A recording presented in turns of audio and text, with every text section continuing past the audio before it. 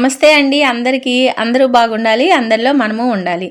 ఈరోజు నేను తులసిమాల అల్లానండి. కనకాంబరాలు అవి ఉన్నాయి. మా స్నేహితురాలు ప్రభావతి గారు చెప్తాను కదా, మొన్న ఒకసారి వీడియోలో ఆమె తులసి ఆకులు పువ్వులు చాలా ఉన్నాయి, కోసుకోండి అని చాలా ప్రేమగా అభిమానంతో ఇచ్చారండి ఇవన్నీ. ఇక తులసిమాల ఇలాగల్లి రాధాకృష్ణుల వారికి సింపుల్గా ఇట్లాగా వేసి పూజ చేశాను. ఇంకా మిగిలిన మాలేమో రామాలయంలో శ్రీకృష్ణుల వారికి ఇవ్వాలని చెప్పి పక్కన పెట్టి ఉంచానండి. గుడికి వెళ్ళేటప్పుడు తీసుకువెళ్ళాలని చెప్పి. ఇదిగోండి ఈరోజు ఉదయాన్నే పూజ అయితే ఇంత సింపుల్గా అయితే చేసేసాను. ప్రతిరోజు 6 గంటలకల్లా దీపారాధన అయిపోతుందండి. ధనుర్మాసం కదా, కార్తీక మాసంలానే ధనుర్మాసంలో కూడా ఇంత మహా విశేషమైన రోజుగా ఉంటుందండి. ఈ నెల రోజులు కూడా చాలా మంచిది కదా. పొద్దున్నే ఇలా పూజ చేసేసుకుంటే ఇంట్లో వాతావరణం కూడా చాలా ప్రశాంతంగా చాలా బాగుంటుంది. నాకు ఇట్లాగే అలవాటండి మొదటి నుంచి కూడా.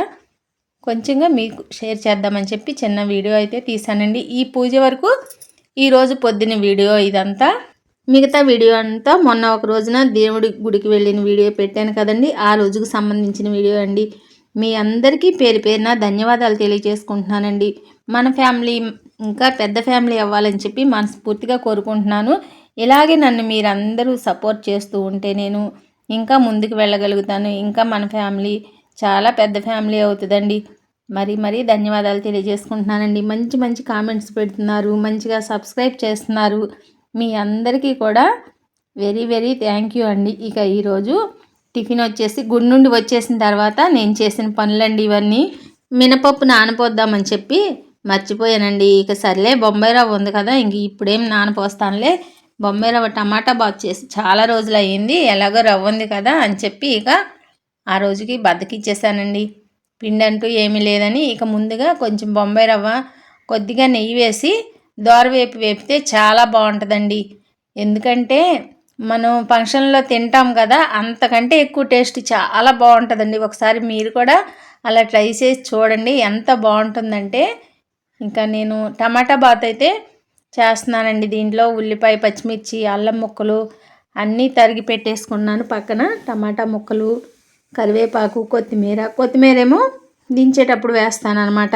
ఈయన నాతో పాటు వంటగదిలోకి వచ్చి ఏదో ఒకటి అడుగుతా, ఏదో ఒకటి వెతుక్కుంటూ ఉంటారండి. అసలు ఏదో పురుకోసు కావాలని చెప్పి వెతుకుతున్నారనమాట. నేనేమో ఆ తాళ్ళన్నీ ఒక డబ్బాలో పెట్టి జాగ్రత్త చేస్తాను. అవేమో టైంకి ఏమో కనిపించవు. అదేమంటే ఏది కనపడదు, నువ్వేమీ ఉంచవు ఇంట్లో, అన్నీ పనికిరాని అని పారేస్తావు, ఇలాగ అవసరం వచ్చినప్పుడేమో ఉండవు అని చెప్పి నన్ను ఇసుకుంటున్నారనమాట. ఓ పక్కన నేను వంట చేస్తుంటే ఆయనకి కనిపించలేదని ఆయన చిరాకు పడుతున్నారు. ఇంకా సర్లే ఈయన ఇలాగే అంటూ ఉంటారులే, అదే కనిపిస్తుందిలే, నేనైనా వెతికి ఇచ్చానమాట. పెట్టిన వస్తువు నాకు కదా తెలిసేది ఎక్కడ పెట్టాను అనేది. నేను ఇచ్చే వరకు ఆగకుండా ఆయన కంగారుతోటి అంతా ఇల్లంతా కలగపులగం చేసేస్తారు వెతికి. ఇక ఇదిగోండి కొంచెం సరిపడినంత ఆయిల్ వేసేసి తాలింపు గింజలన్నీ వేసేసి చక్కగా ఇలా దోరవేపు వేపేసి తీసేసాను కదా. తీసిన తర్వాత రవ్వ, ఇంకా కొంచెం నీళ్ళు ఎక్కువే పోస్తానండి నేను. ఉప్మా గట్టిగా ఉండేలాగా చేయనండి, జారుగా ఉంటే టమాటా బాత్ అంటే జారుగా ఉంటుంది కదా, అలా చేస్తానండి. అలా చేస్తేనే టమాటా బాత్ అంటే టేస్ట్ అనేది తెలుస్తుందండి. ఇక సరిపడినంత ఉప్పు కూడా వేసి ఇక ఎసరు మరిగిపోయిన తర్వాత ఇదిగోండి వేపిన రవ్వ పక్కన పెట్టుకున్నాను కదా, అదంతా కూడా పట్టదండి, సగం పడుతుంది. ఇంకొక సగం మళ్ళీ ఒక చోట ఒక గాజు సీసాలో పోసుకుని మళ్ళీ ఇంకో రోజున ఎప్పుడైనా చేసుకుందాంలే అని చెప్పి పక్కన పెట్టాను. ఈ మాత్రం సరిపోద్దండి. ఇంత పలచగా ఉంటేనే కొంచెం మనకు అనిపిస్తుంది ఇంకా రవ్వ పట్టిద్ది అని. అవసరం లేదు, పట్టదు కూడా. ఇంకా నేనైతే అంతే పలచగా ఉంచేసి చూడండి ఇంత జారుగా చేశాను. ఇక దగ్గర పడిన తర్వాత లైట్గా పొడి మసాలా వేసుకుంటే చాలా బాగుంటుందండి. ఇష్టం ఉంటే వేసుకోవచ్చు, లేదంటే లేదు. నేనైతే వేశాను. ఇది ఇంకా ఇదేమంటే కొత్తిమీర కూడా చల్లేసాను కదా, చూడండి ఎంత పలచగా ఎంత బాగుందో. ఇలా కనుక పెసరట్టులో వేసి పెసరట్టు ఉప్మా చేసుకున్నా కూడా చాలా టేస్ట్గా ఉంటుందండి. అసలు ఎంత బాగుందనండి, అంత పలచగా నుండి మనం తిప్పేసరికి చూడండి ఎంత కొంచెం దగ్గర పడిపోయిందో. ఇదిగోండి ఇక ఆయనకి పెట్టేసి ఇచ్చి ఉసిరికాయ చట్నీ ఉందండి, దీనిలోకి చట్నీ అయినా బాగుంటుంది, నేనైతే పంచదార వేసి తింటానండి, నాకు అంత ఇష్టం అనమాట. ఇక వేడివేడిగా ఉంది, తినేసేయండి అని చెప్పి ఆయనకి పెట్టేసి ఇచ్చేసాను. ఇంకా పెట్టేసిన తర్వాత నేను కూడా పెట్టుకుందాము, ఇది వేడి మీద తింటేనే చాలా టేస్ట్ తెలుస్తుందండి. ఇంకా నేను కూడా పెట్టుకుందామని చెప్పి పెట్టుకుని తింటున్నాను. అసలు ఎంత బాగుందంటే భలే, రోజు టిఫిను దోశలు ఇడ్లీ కంటే కూడా చాలా టేస్ట్గా ఉందండి. నేను అసలు ఇది చేయను, 2 నెలలకు ఒకసారన్నా చేస్తే గొప్ప, అదే చెప్తున్నాను అనమాట. అసలు ఎంత బాగుందో, చాలా బాగుంది వేడివేడిగా తింటుంటే. కానీ పల్చగా, చాలా పల్చగా చేసుకుంటేనే ఆ టేస్ట్ అనేది బాగుంటుందండి. చాలా బాగుందండి నాకైతే. అసలు తినే కొద్దీ ఇంకా తినాలనిపించింది, అయిపోయిందా అనిపించింది అనమాట. అంత చేసినా కూడా అంటే పల్చగా ఉన్న దాని మీద కొంచెం ఎక్కువ పెట్టినా కూడా తక్కువగానే అనిపించినట్లుగా ఉంటుంది, ఎక్కువ రవ్వ పట్టదు మనం పల్చగా చేసుకోవాలంటే. మా అమ్మాయి అంటుంది, ఎందుకు తినటం గ్లాసులో పోసివ్వు తాగుతాను అని అంటుందంటే, అంత పలచగా చేశానని ఎగతాళిగా మాట్లాడింది అనమాట. కాదమ్మా ఇలాగే చేయాలి, ఇలా చేస్తేనే టేస్ట్ బాగుంటుందంటే తినిన తర్వాత చెప్తుంది, అవునమ్మా చాలా బాగుంది, అప్పుడే అయిపోయిందా, ఇంకొంచెం ఉంటే పెట్టు అని. కానీ ఈ బొంబాయి రవ్వ ఉప్మా ఏంటంటే తిన్నామా, చేసుకుని తిన్నామా అంటే తిన్నాము అన్నట్టే ఉంటుందండి. దీనివల్ల ఏమీ ఉపయోగం ఉండదు, కడుపు నిండినట్టు ఉంటుంది కానీ ఆరోగ్యానికి అయితే మాత్రం ఏమీ పోషక విలువలు ఉండవు అని అంటారు. కానీ టేస్ట్ అయితే మాత్రం భలే భలే ఉందండి, చాలా బాగుంది. నేను ఎప్పుడు కూడా ఇంత బాగా చేయలేదు అనిపించింది, ఈసారి మాత్రం బాగా కుదిరింది.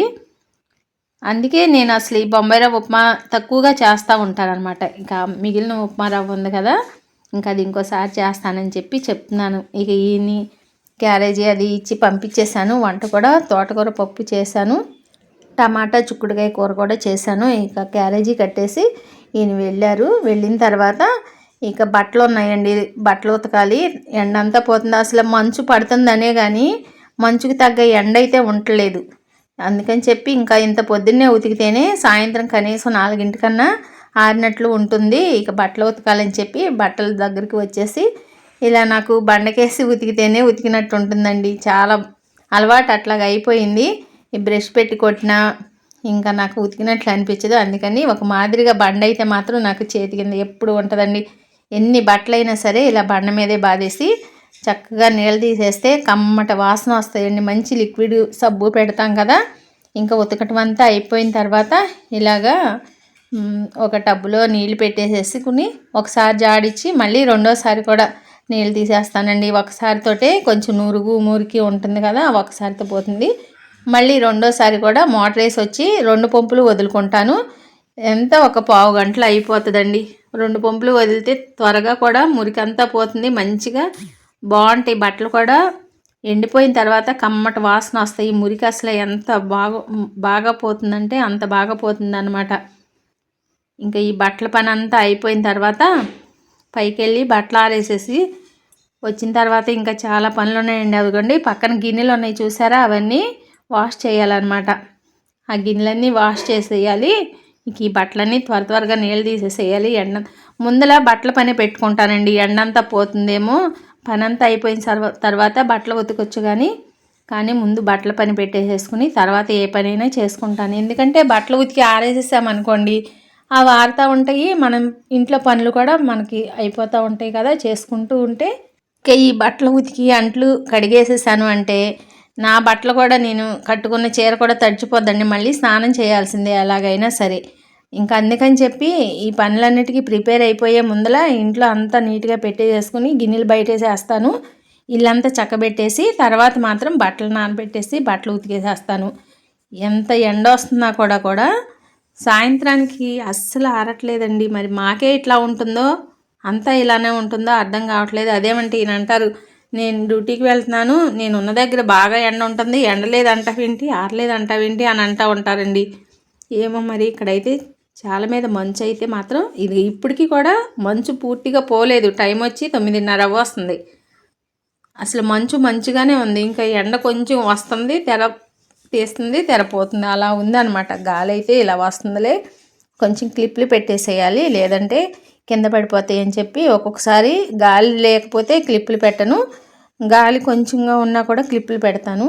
ఈ మాత్రంగా ఇక క్లిప్లు పెట్టేసేసి కిందకి వెళ్ళిపోదాము, చేసుకోవాల్సిన పనులు చాలా ఉన్నాయి. ఈరోజు ట్యాంక్ కడిగిద్దామని చెప్పి పిల్లలు వస్తున్నారండి. వాళ్ళని ఈరోజు రమ్మంటే వస్తారేమో, త్వరగా పని చేసేసి కూర్చోవాలి అని చెప్పి వాళ్ళ కోసం ఎదురు చూస్తున్నాను అనమాట. ఇంకా ఈలోపు బట్టలు అవి ఆరేసి వచ్చేసిన తర్వాత ఈ మాత్రంగా గిన్నెలు ఉన్నాయి, ఇవన్నీ శుభ్రంగా తోమేసి కడిగేసేసుకుంటే నీళ్ళు వాడిపోయిన తర్వాత ఇంట్లో సర్దేసేసుకుంటాను. ఇప్పుడు సర్దనలేండి, ఇక సాయంత్రం 3 గంటలు 4 గంటలకు అట్లాగా మళ్ళీ సాయంత్రం పని మొదలు పెట్టే ముందల ఇవన్నీ కడిగినవన్నీ మంచిగా నీళ్ళంతా ఆరిపోయిన తర్వాత అప్పుడు సర్దుకుంటాను అన్నమాట. ఇక్కడ మొన్న ఒకసారి బ్లీచింగ్ రాశానండి, అయినా సరే కొంచెమే ఉంది, లైట్గా రాసినా కూడా అది కొంచెంగా పోలేదు. ఇక మళ్ళీ ఈరోజు రాత్రి తీసుకొచ్చారనమాట.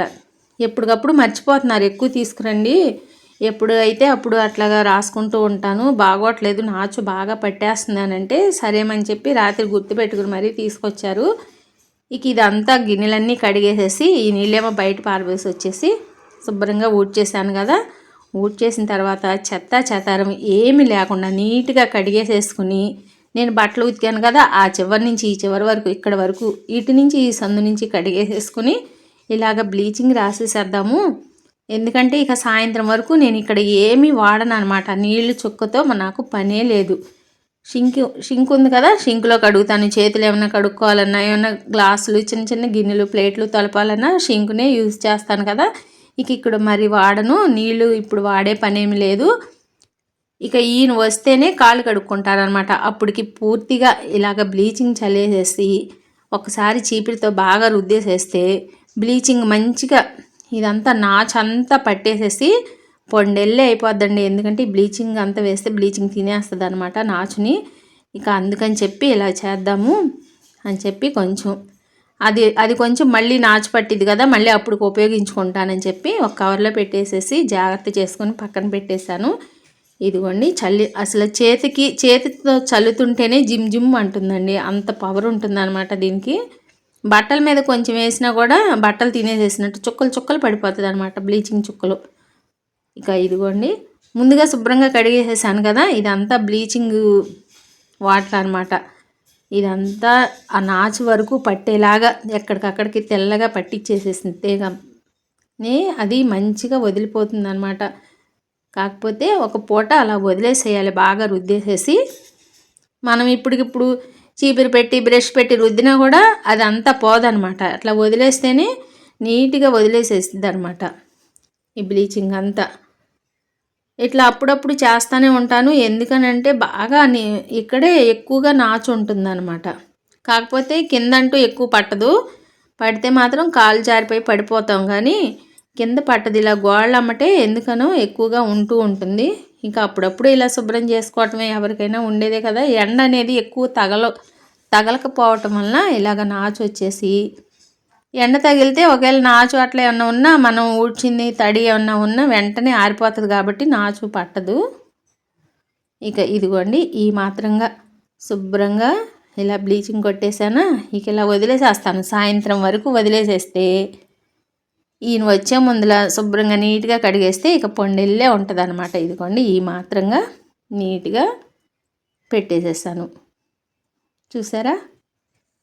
ఏ రోజుకి ఆ రోజు తీసుకురండి. మొన్న కొంచెం రాశాను, అసలు వదలలేదు. మళ్ళీ చూస్తుంటే అసలు ఇంకా నాచు ఎక్కువైపోతుంది కానీ తగ్గట్లేదు. ఇక ఇలా కాదు, పట్టినప్పుడల్లా ఇట్లా చేసుకోవాలని చెప్పి ఆ మాత్రం అంతా శుభ్రం చేసేసి నాచుకి బ్లీచింగ్ పట్టించేసి ఇక స్నానం అది చేసేసి ఇంట్లోకి వచ్చానండి. ఇంట్లో అప్పటికి 10:15 అలా అవుతుంది, అయినా కూడా చలిగా అనిపిస్తుంది.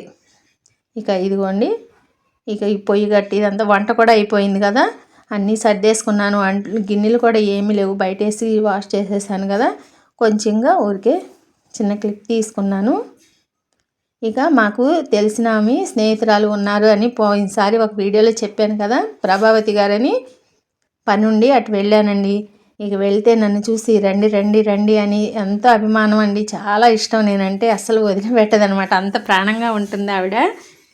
ఇక సర్లే మీరు పూజలు చేస్తున్నారు అంటే వాళ్ళకి తులసి చెట్లు అవి బాగా ఉన్నాయండి, ఇంకా పువ్వులు అవి కోసుకోండి, తులసాకు ఉంది అది కూడా కోసుకోండి, మాలలు అల్లి మీ రాధాకృష్ణులకి వేయండి, మందార పువ్వులు కోసుకోండి, మొగ్గలు కోసుకోండి, కనకాంబరాలు కోసుకోండి, అక్కడ పువ్వు ఉంది కోసుకోండి, ఇక్కడ ఆకు ఉంది కోసుకోండి, అయ్యో కాయలు కోసుకోండి అని వెనకాల ఉండి మరి ఎవరైనా కోసుకోండి అంటే మాకు కావాలి అని అంటారు కదా, కానీ అలా కాదండి. కోసుకోండి కోసుకోండి, నాకే విసుగొచ్చింది ఇంకా కోసి కోసి. ఆ గోరింటాకు కూడా ఉంది కోసుకోండి అని చెప్పి ఊరుకోలేదు కోసుకునే వరకు. ఇక అవన్నీ తీసుకొచ్చినవన్నీ ఇక సర్దుకుందాము, ఫ్రిడ్జ్లో పెడదాము.